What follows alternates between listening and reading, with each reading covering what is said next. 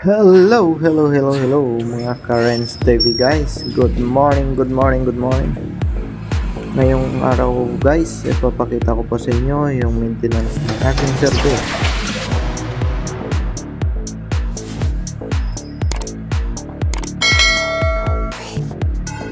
And then, ayan na nga, dinala ko dito sa shop sa kaibigan ko dito sa Caloocan. Kasi wala yung starter ko, hindi na ayaw na mag-start. So ayan, binuksan niya yung starter, so nakita niya yung sira, yung carbon daw wala na, pudpud na.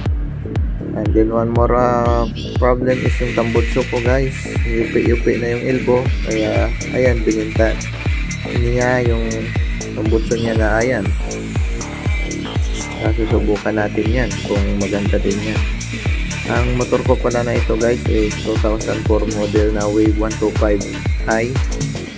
Bago na pala tong block niya, naka 57, naka stamps, and then yung carburetor naka 28. Ayun lang yung karga nito guys. Gamit ko to di service. So ayan, tinetesting na natin sa Kamalasan. Nabutan tayo ng ulan. Ayan, dahan-dahan lang naman tayo dahil madulas yung daan. So para based on my observation, medyo may kalakasan yung pipe na kinabit natin. Power pipe siya guys, hindi siya masyado talagang buong buo yung tunog. So kung maririnig niya sa video, ayun, yun yung tunog niya guys. Hindi natin may birit-birit dahil sa matraffic nga dito yung lugar na to. At saka maulan, madulas yung daan. Bagong lahat guys, don't forget to subscribe Renz TV. Pa-support naman guys sana po hindi kayo magsawa ang papanood ng mga video natin.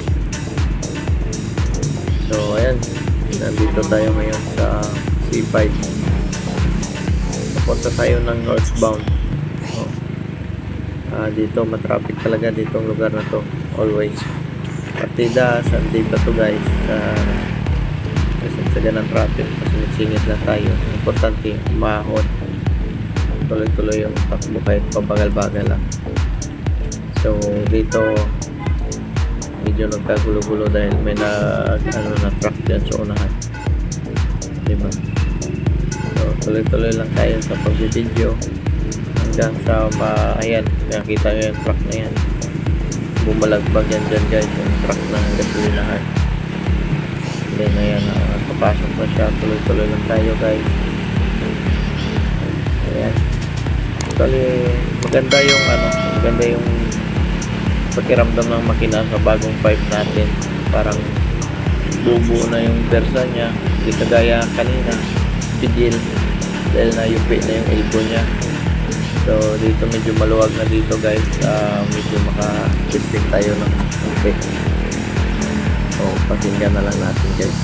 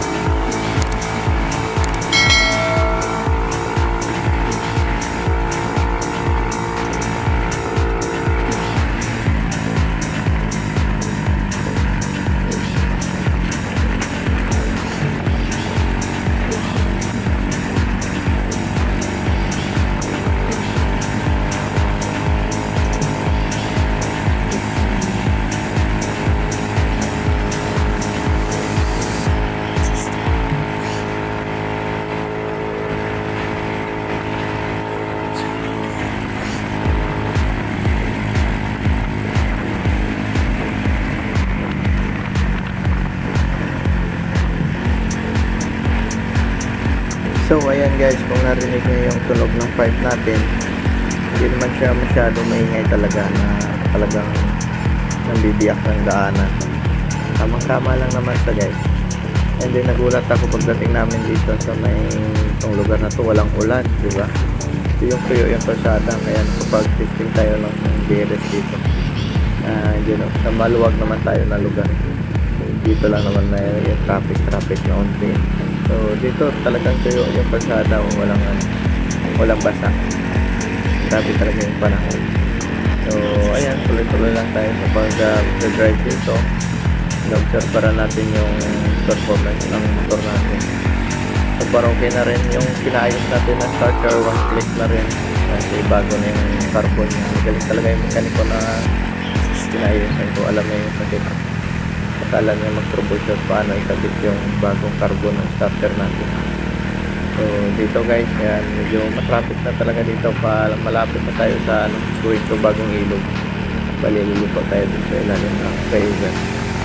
Yan, dito try ko dito siya na isinus na okay naman yung torque ng makina, performance, so para okay siya. So tuloy-tuloy lang tayo sa pag-drive dito guys. Subscribe nyo to guys sa Renz TV, huwag niyo po kalimutan pindutin yung kulay pula. Maraming salamat po sa mga supporters natin dyan. Subscribe.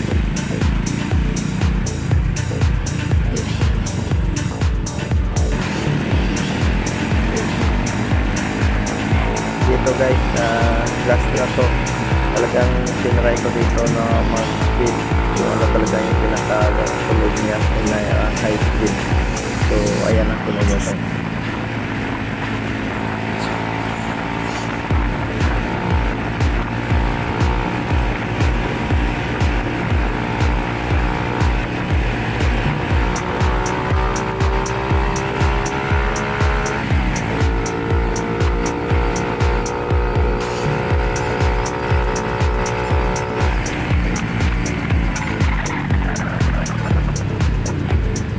Hanggang dito na lang pala guys yung video natin. Maraming salamat sa panonood.